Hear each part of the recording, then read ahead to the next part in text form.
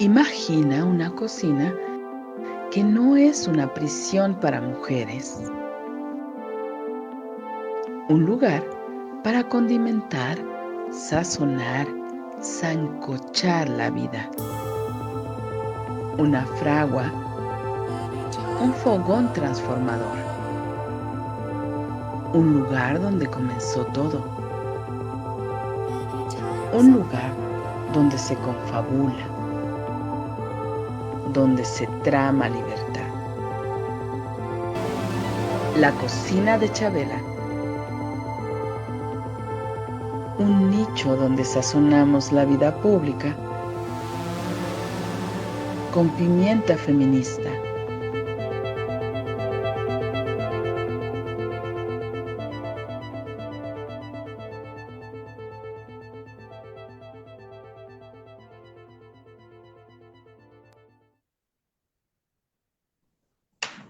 Hola, ¿qué tal? Muy buenas tardes. Este martes 26 de marzo de 2024 estamos nuevamente en la cocina de Chabela los martes por la tarde. Recuerden que tenemos un espacio de charla con la querida Silvia Solís, que ya está aquí lista, más puesta que un calcetín, a hacer la charla de la cocina de Chabela, que tiene que ver con nuestro contexto electoral, este periodo que estamos viviendo antes del 2 de junio.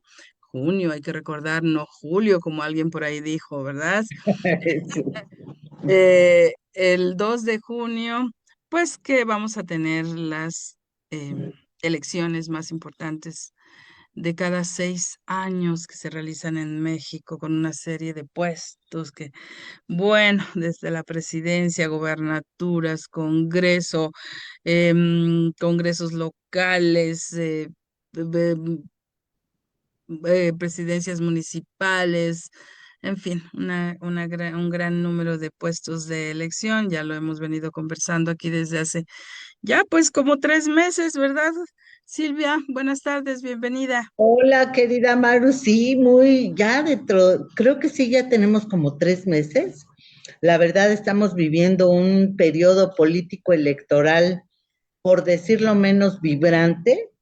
Esperaba con una ansia que pudiéramos ya conectarnos, Maru, para platicar, para darle orden, porque qué barbaridad, o sea, ocurren mil cosas que en esta cocina me gusta mucho cocinar, que hagamos los guisos que se pueda o que cocinemos lo que se pueda, porque realmente está muy fuerte la vida político-electoral de México y toda la vida política, no solo lo referente al proceso electoral, porque vaya que tenemos diferentes contextos que me gusta mucho poder conversar contigo, que platiquemos nuestros pensamientos aquí a nuestra querida audiencia.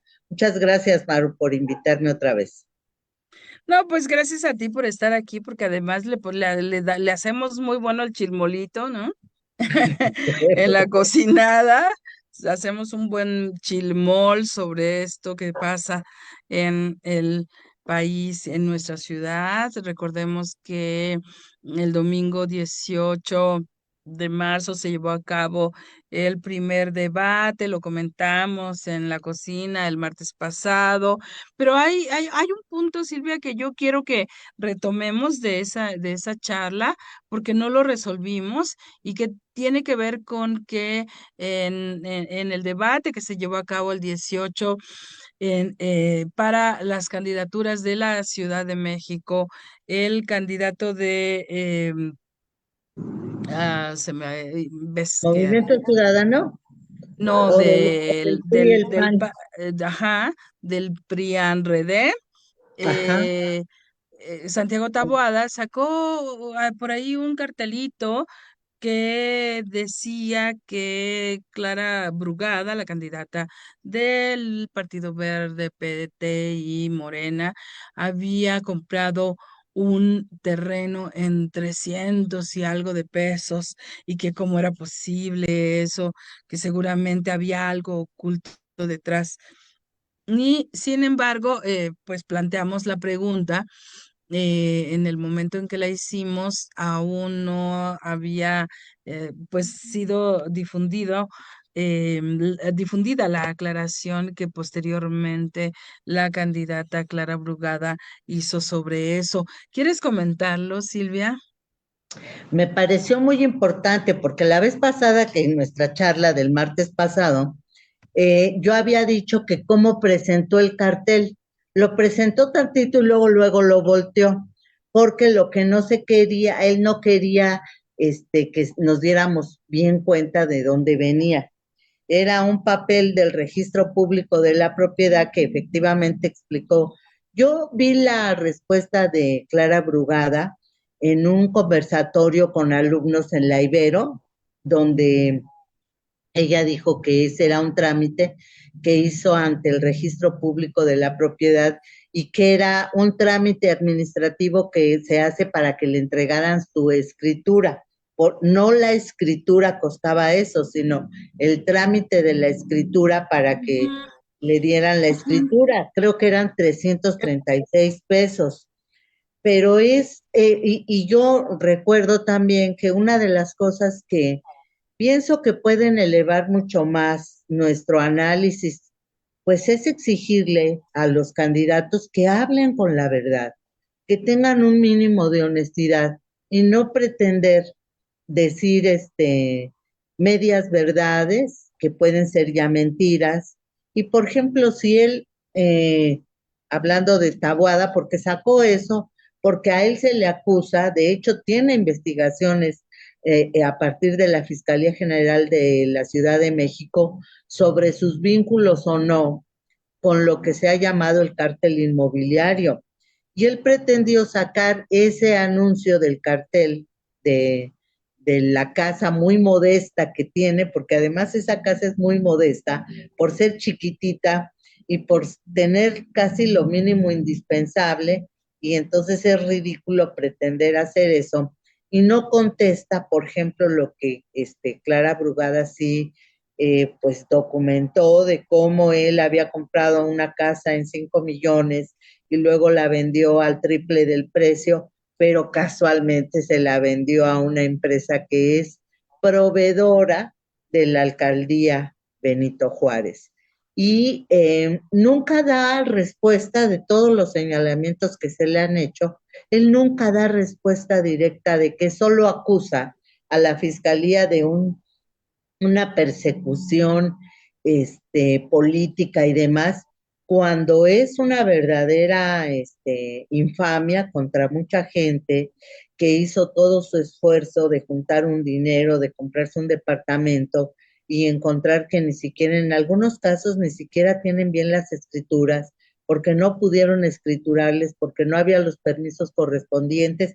Bueno, es una maraña de corrupción, muchas de esas construcciones, y él, en vez de limpiar efectivamente su nombre y explicar y decir, bueno, sí es cierto que compañeros de mi partido y de anteriores administraciones, digo, están encerrados, Ujú. están en la cárcel, ¿qué quieren dejar de hablar y de ocultar? Y bañar con una cierta duda la respetabilidad y la honorabilidad de Clara Brugada, que se ha distinguido por ser una mujer de muchísimo trabajo, de hace muchísimos años, y nunca andar buscando puestos o cosas para enriquecerse. No, ella ha trabajado y trabajado, no es dueña de más que de esa casita, muy sencilla, Ujú. que ahorita la verdad no recuerdo cuáles son los metros que tiene, pero entiendo que es una casita muy chiquita. Bueno, y que Entonces, es además, verdaderamente una infamia, ¿no? Perdón, sí. sí, sí, sí. No, bueno, y ahí si entramos al tema de las casitas chiquitas, pues yo creo que nos metemos en un gran, gran, gran tema de cómo se ha precarizado tanto la vivienda de interés social en México, ¿no? Y bueno, eso es otro tema, pero digamos que incluso es reprochable. Es, es motivo de esos mismos cárteles inmobiliarios que, que han existido desde hace muchos años en México, el hecho de que por parte de los programas de vivienda gubernamentales, pues estén dando unas cajitas casi donde quieren que uno duerma hacinado, ¿no? Es, Casitas de muñecas sí, diminutas, sí, sí. y que es como parte del mismo problema. Pero bueno, volviendo en concreto a este asunto, pues efectivamente la, esta portada de Reforma que es contundente, porque además es un medio de comunicación que definitivamente no se le puede acusar de que está en contubernio o en alianza con la 4T, ni con el Partido Morena, ni con No, más la bien todo lo contrario. Exactamente, Todo el más bien mundo todo los lo ataca. contrario, ¿no? Y cuando saca esta galería de fotografías de personas recluidas, ya recluidas, y las otras que andan en fuga, ¿no? Ciertamente la fotografía de Taboada no tiene ninguna etiqueta ahí, pero todas esas personas definitivamente estaban vinculadas con Santiago Taboada. Pues bien, Silvia, quería que retomáramos este asunto porque efectivamente lo conversamos perdón, el martes pasado, pero no lo llegamos a aclarar de fondo. Pero en otros temas, después de nuestra charla del martes pasado, pues, ¿qué más ha sucedido en, en esto que estamos Pues conversando la justamente? encuesta de Reforma que salió el lunes, pero causó muchísimo revuelo porque, bueno, dice el dicho que para la que cuña apriete ha de ser del mismo palo.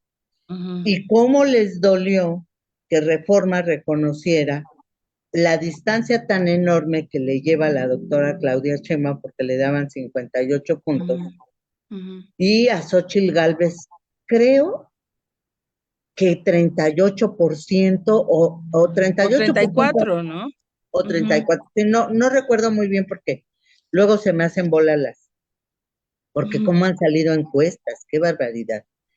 Pero además que la popularidad de Andrés Manuel López Obrador, el presidente, subiera a 74% después de la guerra de narcopresidente y narco candidata, bueno, les dolió en lo más íntimo, estaban enojadísimos.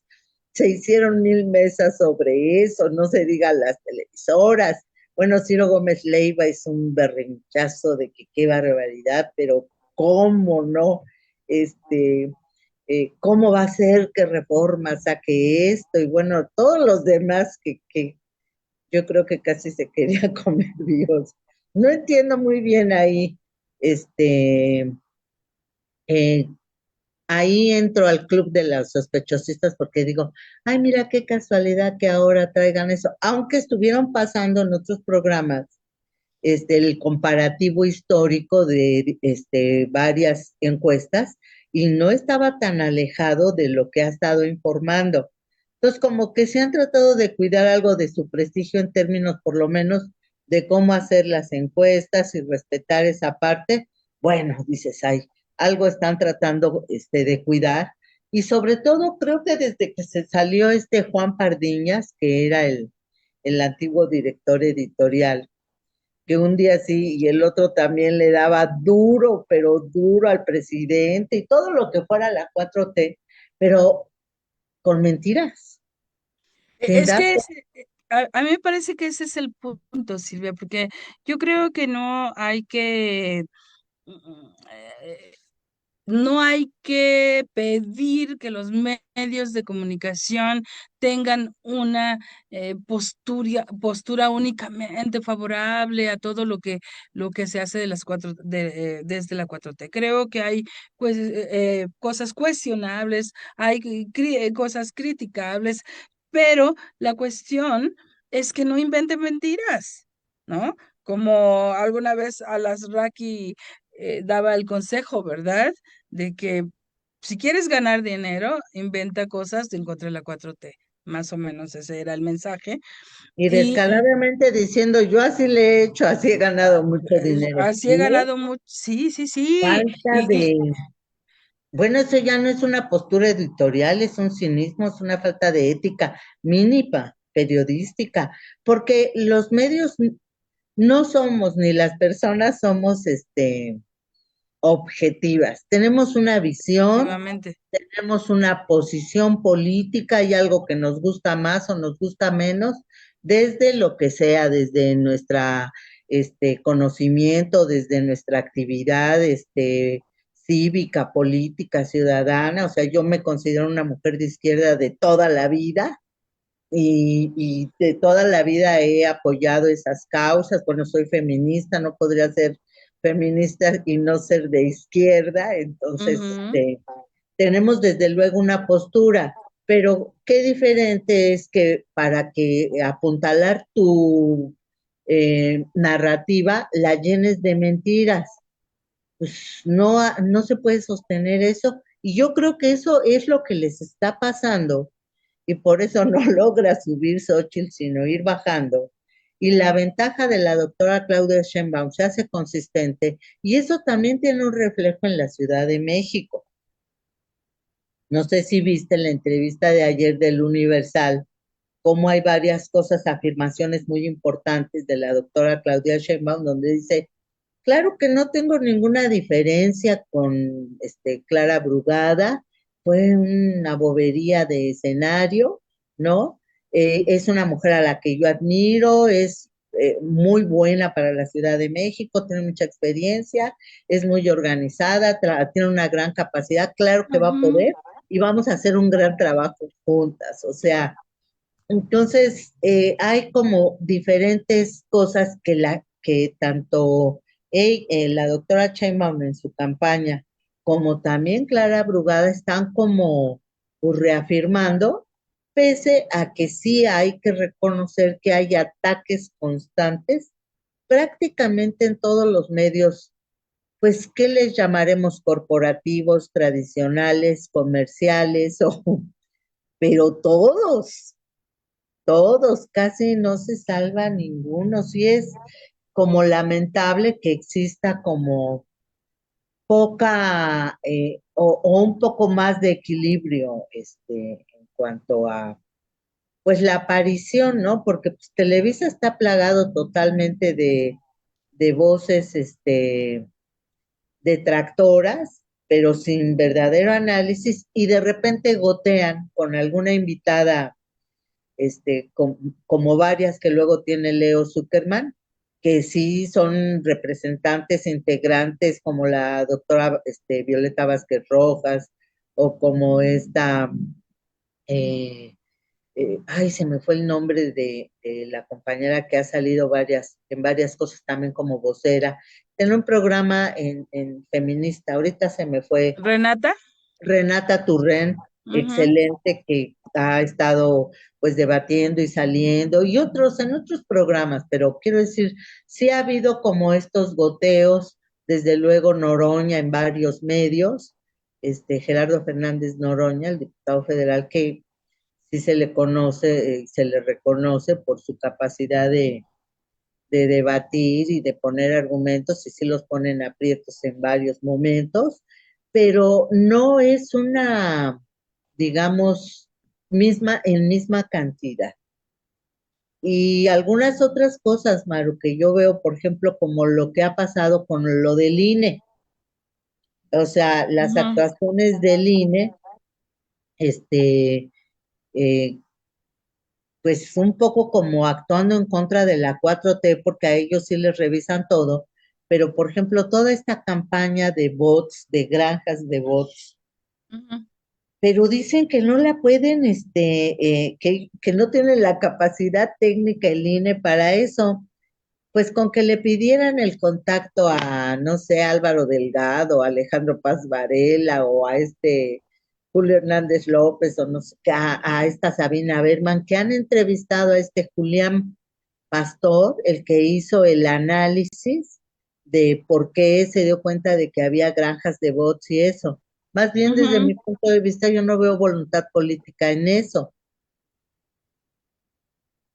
Sí, ¿no? sí, efectivamente, no hay una, eh, yo creo que hay una serie de cosas que suceden que no llegan a, pues como al fondo, en por supuesto, de la autoridad que es la encargada de monitorear ese tipo de cosas, pero no creo tampoco que lo estén haciendo desde los partidos. Pero por otro lado, me pregunto, Silvia, es que es un mar de cosas. Realmente es avasallante la manera en que están eh, como intentando detener los batazos, ¿no? Por aquí y por allá. Y bueno, eh, lamentablemente hay cosas que creo yo que no son efectivas ni violentas como pues los bots, aunque es completamente reprobable, pero hay una serie de cuestiones que tienen que ver con la vida de las personas y que sí ya inició también una guerra pues bastante violenta y ha habido ya asesinatos de candidatos De a candidatos ciertos no, puestos. de precandidatos, Bueno, porque sí. ninguno estaba inscrito ya como candidatos, sino que eran precandidatos, ¿no? Ujú, Ujú. Y claro, es totalmente lamentable, pero también ha habido no solo de la 4T, sino también del PAN, hubo sí, sí. un precandidato asesinado, de Movimiento Ciudadano también, hubo creo que un ataque, no lo asesinaron, pero sí hubo un ataque.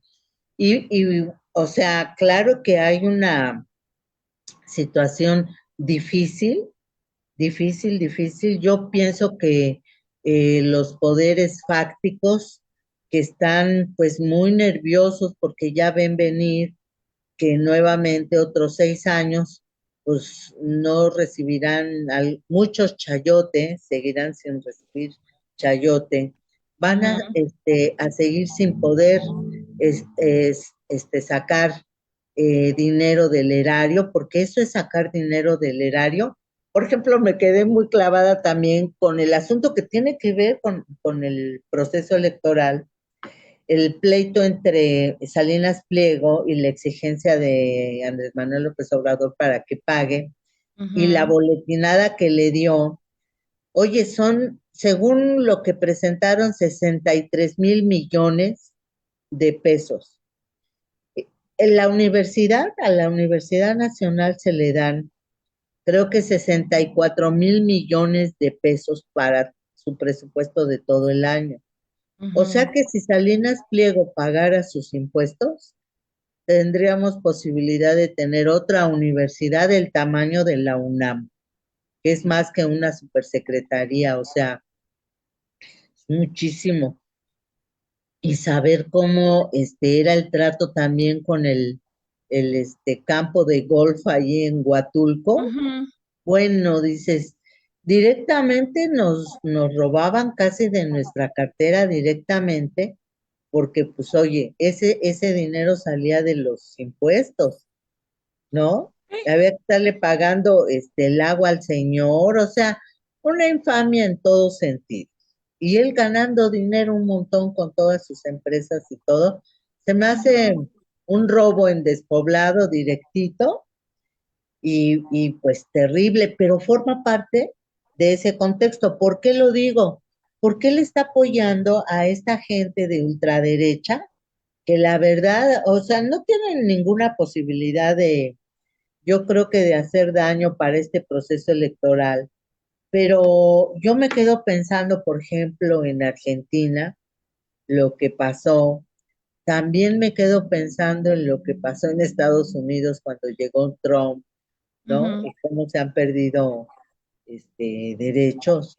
Por eso también me dio muchísima alegría que Francia ya pusiera en su constitución la obligatoriedad de tener derecho a un aborto legal y seguro, ¿no? Ujú. Pero que estamos viendo que el regreso o el posible regreso de la ultraderecha o de la derecha más conservadora, pues sí nos puede llevar a la mejor a perder en algún momento derechos que nos ha costado muchísimo trabajo tener y que hay que ver lo que pasó en Brasil, hay que ver lo que pasó en Ecuador, En Perú. así es. No, no, o sea, sí tenemos que, Sí, en sí, sí. Bolivia también, o sea, hay toda esta parte que están aplicando aquí con una guerra mediática terrible, lo que le Ujú, han llamado el golpe blando, que tiene que ver con esta desesperación de que, la verdad, creo que la candidatura de la doctora Sheinbaum va viento en popa, constantemente, encargada, con participación en medios cada vez más y de manera más contundente. Sea, la veo declarando con firmeza, atendiendo varios asuntos, pero cumpliendo con su agenda.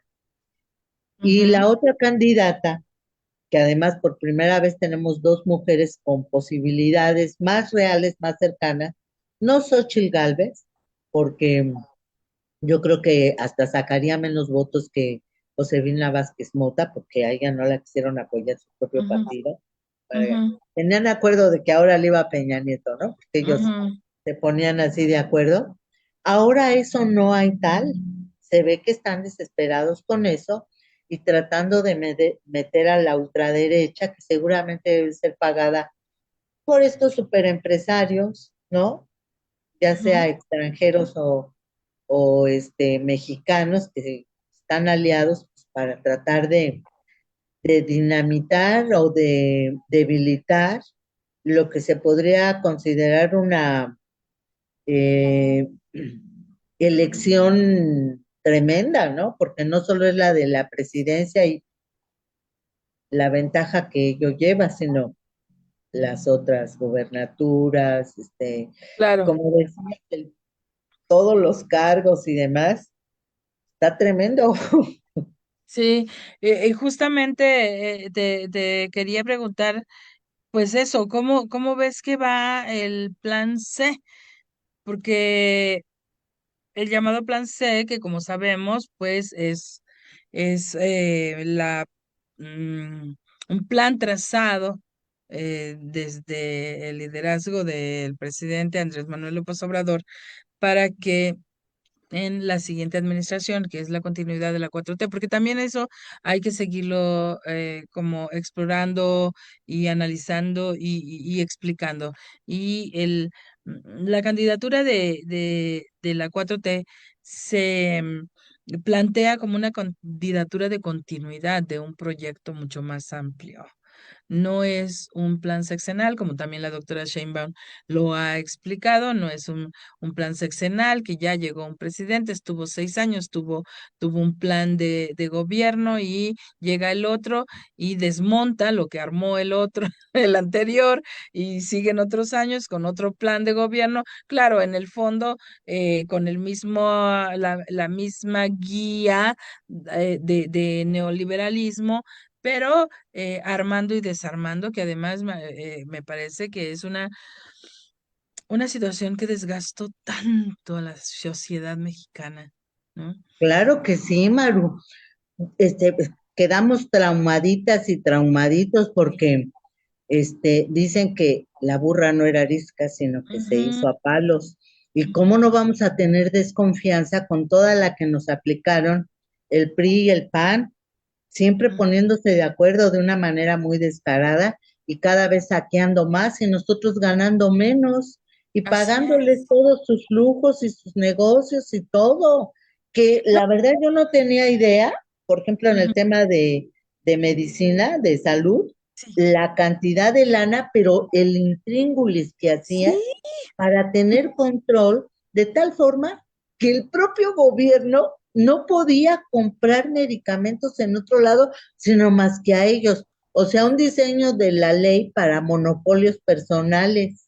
sí, No, sí, sí, brutal. sí. Y claro que sí hay una continuidad. Yo creo Bueno, yo varias veces he dicho, he analizado que la izquierda en México ha ganado varias veces, nada más que los poderes fácticos y el control político que había a través del PRI y el PAN no lo permitieron. Pero en el 88 ganó la izquierda. En el 97, Cuauhtémoc Cárdenas arrasó en la Ciudad de México porque ya nos tenían hasta el copete y Sí, hubo la primera oportunidad y nos fuimos con todo, ¿no? sí.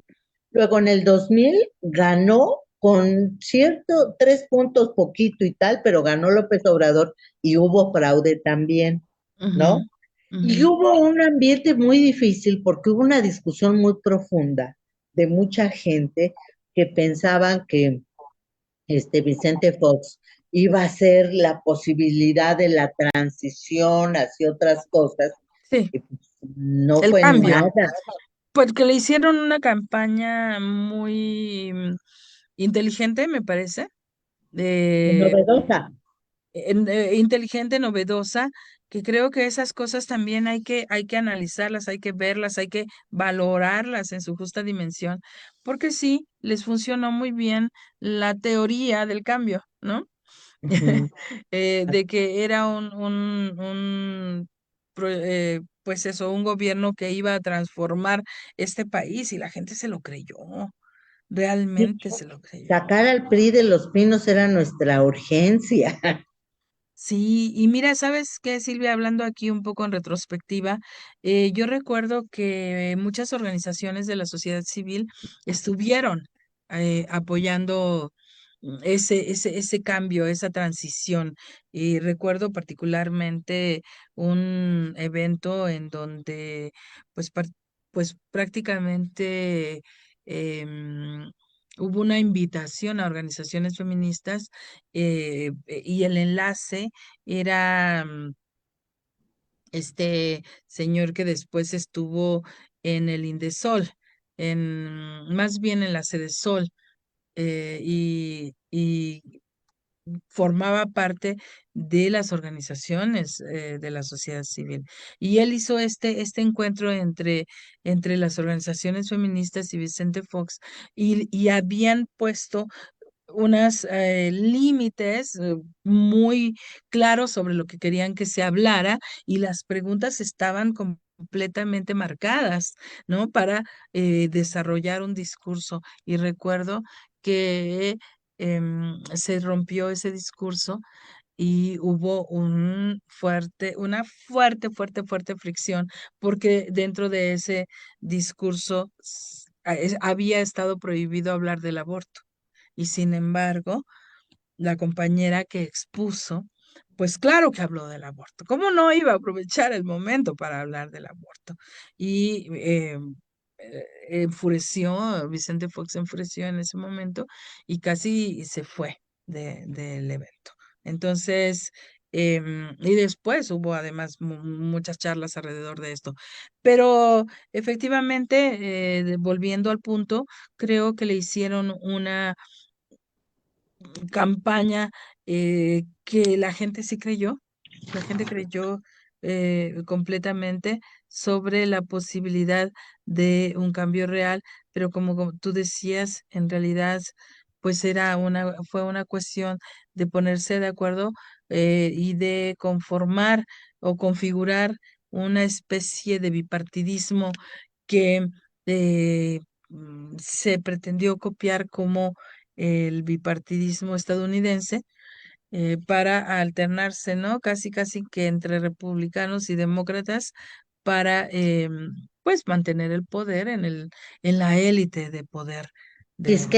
Que la paz, ¿no? O sea, la paz democrática y republicana, porque pues ya había mucho enojo también.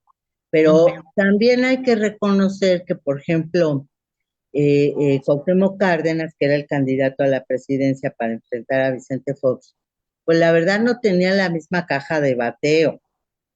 Él contestaba, era parco, su propia personalidad, o sea, sí con un liderazgo político, moral importante y además habiendo sido el jefe de gobierno que había ganado en el Distrito Federal y como esa confianza, pero la izquierda en ese momento del PRD, que era otro momento totalmente, no supo responder a la altura de cómo se estaban dando las cosas.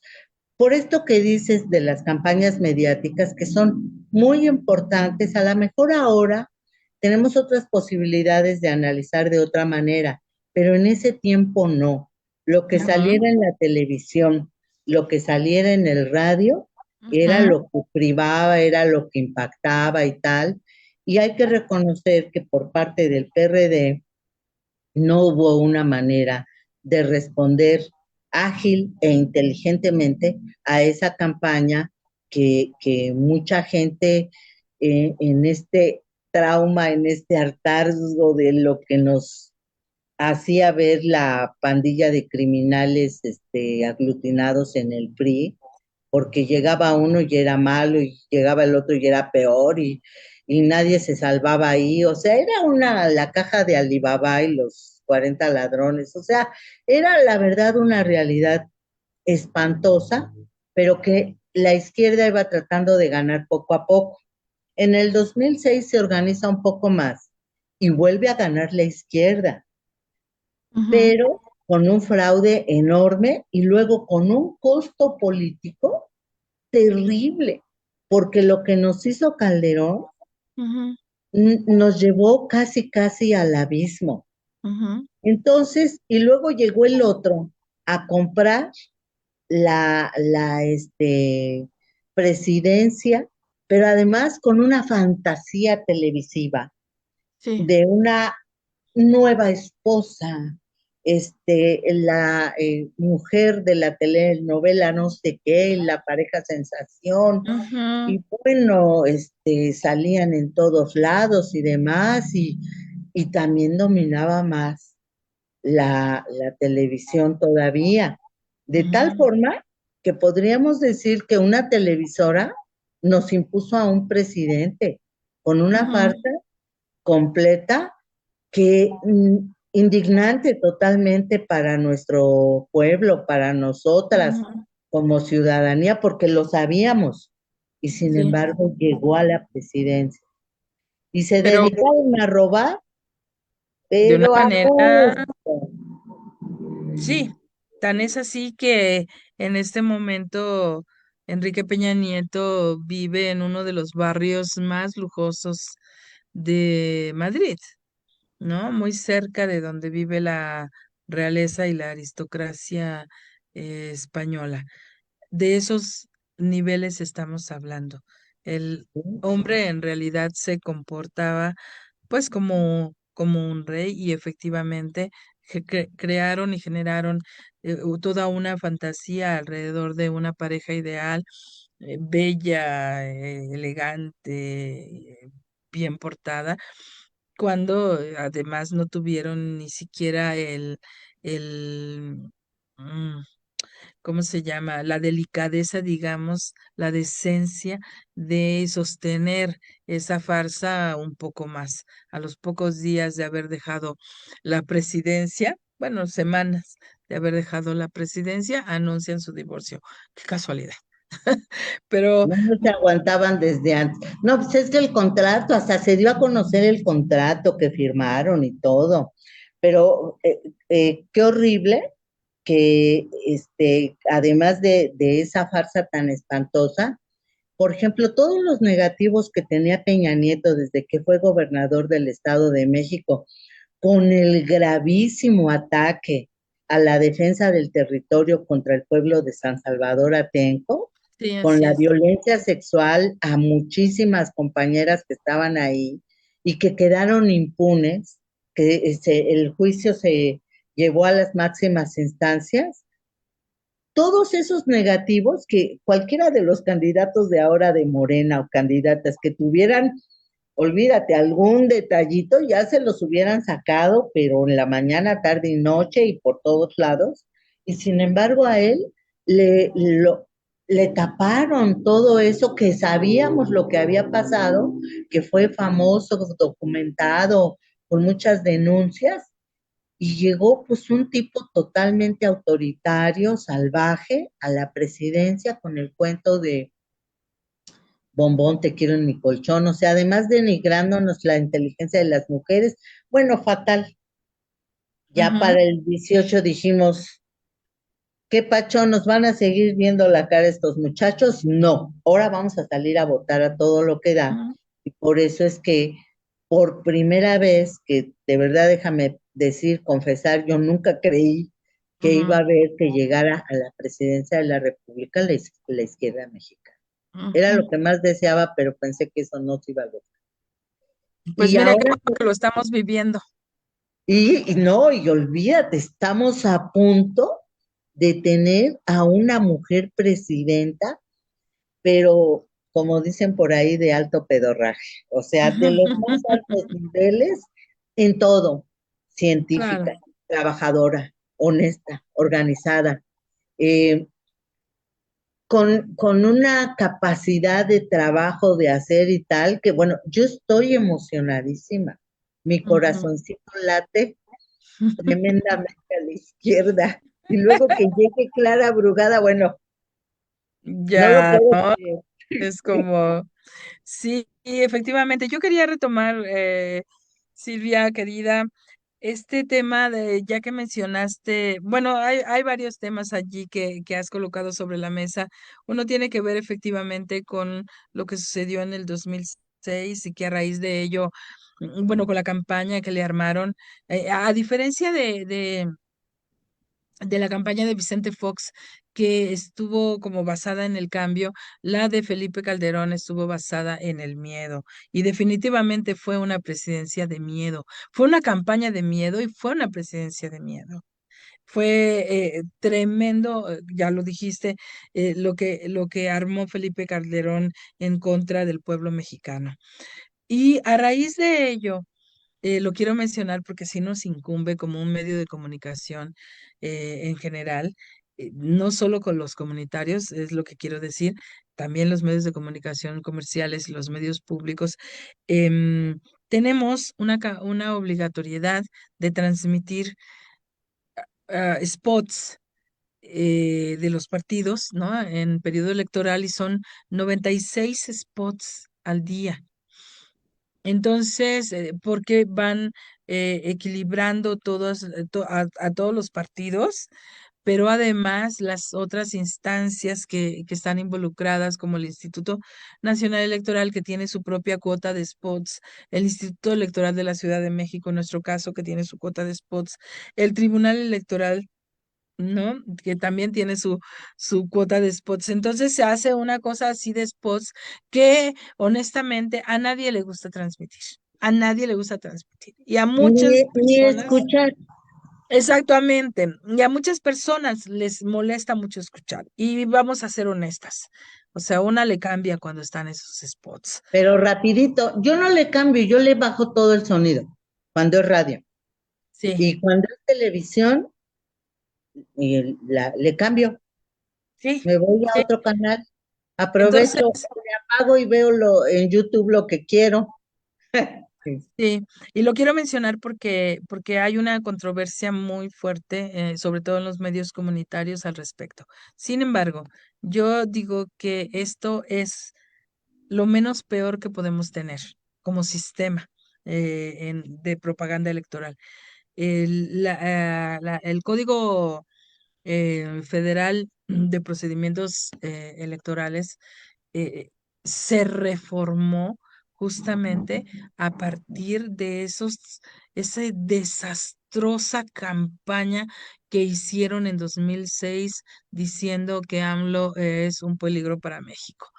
Y una guerra tremenda de campañas mentirosas que hubo en ese momento. Y a partir de allí es cuando se cortan los recursos para que los partidos contraten directamente propaganda electoral con los medios de comunicación y se pasa a un sistema obligatorio y gratuito como obligatorio para los medios de comunicación para transmitirlos y de manera gratuita, pues. Y entonces tenemos que estamos sufriendo de la transmisión de 96 spots diarios en diversos horarios del día hasta las 11 de la noche que se pasa el último pautado. Entonces, es una cuestión muy compleja, dicotómica, digamos, porque si bien yo creo que es terrible este sistema de propagandístico, pero por otro lado también digo, yo prefiero transmitir estos 96 spots a que regresemos a aquel sistema en donde quien daba más dinero es quien tenía más propaganda electoral en los medios de comunicación, ¿no? Sí, Aún era así, una cosa espantosa. Yo parte de lo que participé en dos campañas electorales y bueno, era terrible porque a los partidos pequeños que tienen menos recursos, pues costaba mucho más trabajo que te aceptaran. Además, las producciones las tenías que hacer tú. En fin, bueno, ahora sí se hace también, pero ya tú entregas tu material en el INE y ya ellos lo distribuyen a los medios de comunicación y es mejor, o sea, sí es, nadie lo aguanta, pero ahora sí que es un mal menor en términos de que, bueno, es la oportunidad de que los partidos tienen de hacer sus spots como quieran, quizás hacerlos por eso yo creo que les hacen canciones, piensan que la gente los va a elegir por el buen cantante o la buena rola o la que pegue más, pero bueno, ya eso es inteligencia de la gente que está ahí atrás de eso. Eh, pero tienes razón, Maru. Realmente es una manera de amortiguar o de no tener esa gasto que no llevaba nada porque siempre ayudaba a los más grandes siempre y no había ningún tipo de equidad. Con esto, por lo menos, tú puedes escuchar de todos, enterarte quién está al frente y lo que diga, con inteligencia o no inteligencia.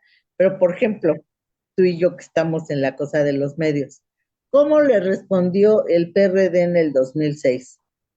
Ay, se fijan en el prietito en el arroz, sacaban un kilo de arroz con un arrocito negro. Ay, yo dije, me da un coraje que decía, no puede ser que esta es la respuesta que hacen a una guerra espantosa, ujú, pero ya para el 18 cambió mucho todo. También cambió mucho todo por las redes sociales, ¿no? ujú. Y hubo una campaña mucho más divertida, menos seria y poniendo más los temas.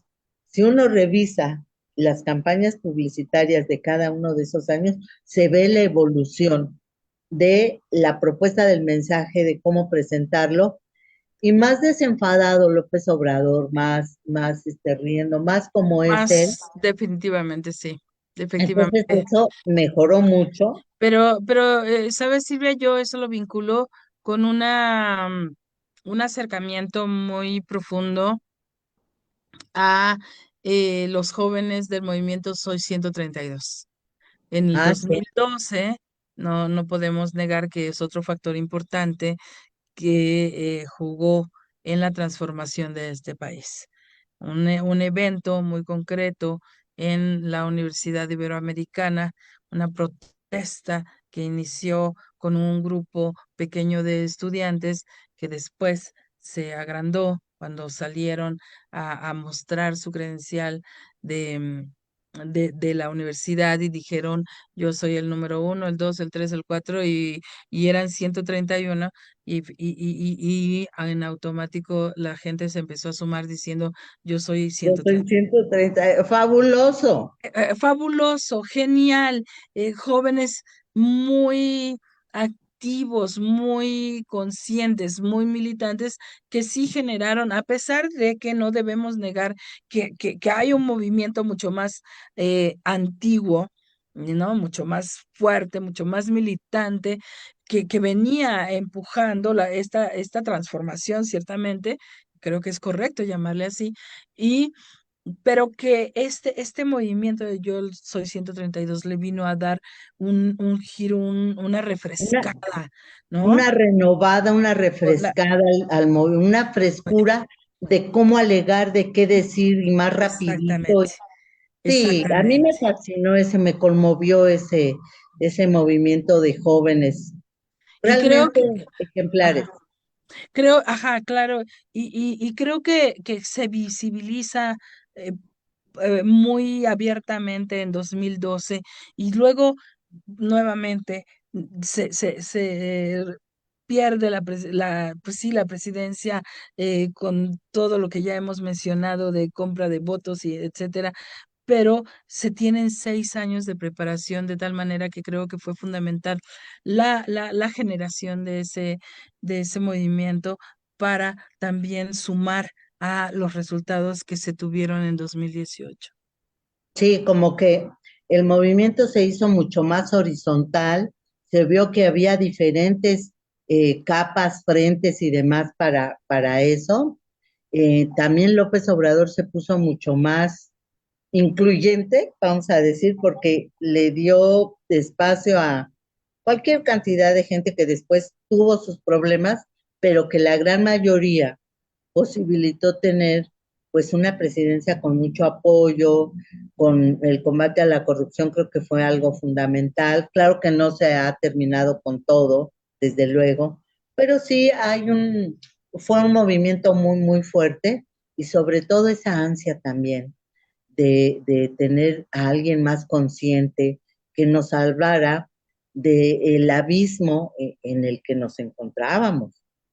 Estábamos a Sí, punto de explotar porque era inadmisible que la Casa Blanca, que lo de Ayotzinapa, sí, que más fue verlo robar a sí, diestra y siniestra, siniestro. Sí, con la mil estafa cosas. maestra. Sí, Bueno, entonces claro que todo eso fue debilitando de manera importante y concientizando mucho más a la gente, a todos, de, oye, no, estos a dónde nos llevan, nos están acabando literalmente. Y gracias a esa también conciencia de la ciudadanía o del pueblo, como dice López Obrador, pero es de la ciudadanía, la gente enardecida dijo no. Y vámonos por las buenas, porque ¿quién ha puesto los muertos siempre?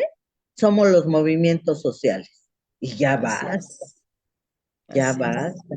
Entonces, yo creo que eso forma parte de la continuidad que está empujando y aceptando y apoyando en todo sentido a la doctora Claudia Sheinbaum y también a Clara Brugada, pero también reconocer que hay un sector de la población eh, conservadora, de derecha, que siempre ha estado y que están muy enojados porque dejaron ya no tienen Ujú. teta gubernamental, se les Sí. acabó y están bien enojados.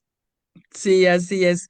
Querida Silvia, pues el tiempo se nos está agotando y yo no quiero dejar de comentar el hecho de que el mismo 18 de marzo, que es nuestra celebración histórica por la expropiación petrolera por parte del presidente Lázaro Cárdenas, pues se realizó un evento en donde estuvo presente acompañando a la doctora Claudia Sheinbaum de el ingeniero Cuauhtémoc Cárdenas, una figura definitivamente histórica y clave, eh, eh, pues eso, para esto que hemos estado narrando, y que sin embargo ha tenido pues posturas, digamos, divergentes con el presidente actual Andrés Manuel López Obrador.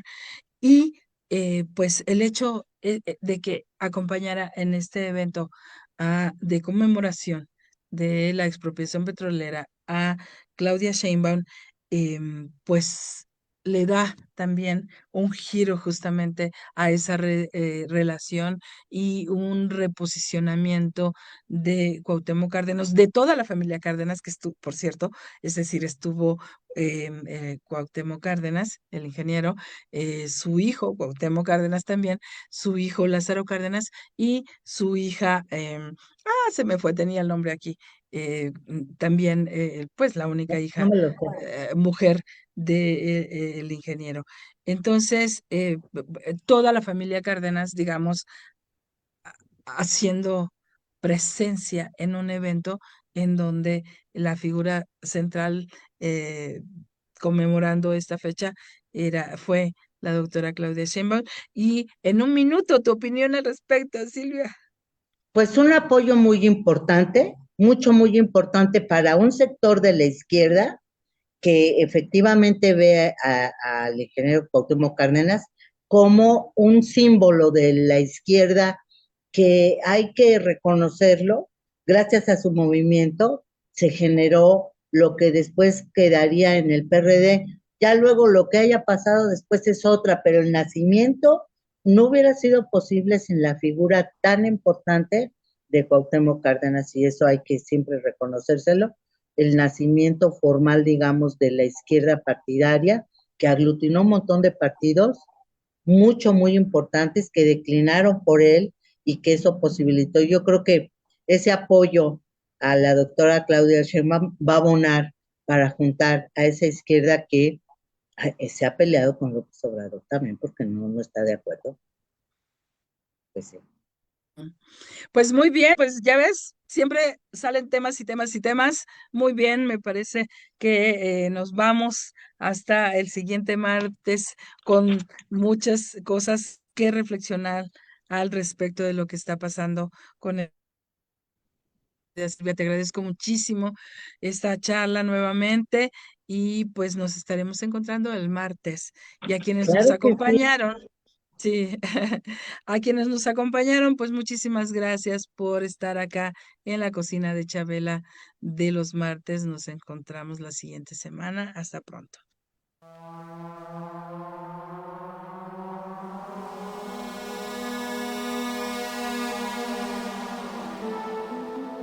Imagina una cocina que no es una prisión para mujeres. Un lugar para condimentar, sazonar, sancochar la vida.